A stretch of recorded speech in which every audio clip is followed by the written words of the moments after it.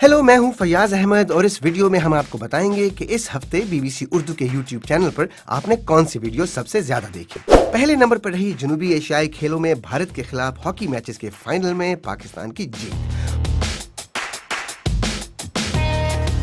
और दूसरे नंबर पर मकबूल रही वो वीडियो जिसमें हमने लाहौर के वासियों से पूछा कि क्या दुनिया में अब भी सच्ची मोहब्बत का वजूद है या नहीं।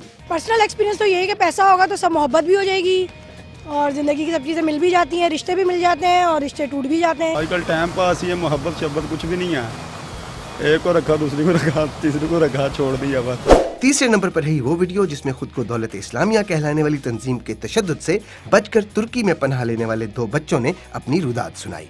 वो ऐसी बातें करते थे जैसे कि खुदकुश धमाके हमारे लिए अच्छे होते हैं, या फिर जब आप बड़े होंगे तो दौलत इस्लामिया के जंगजू बनेंगे। उनको इस बात की फिक्र नहीं है कि बच्चे जीते हैं या मरते।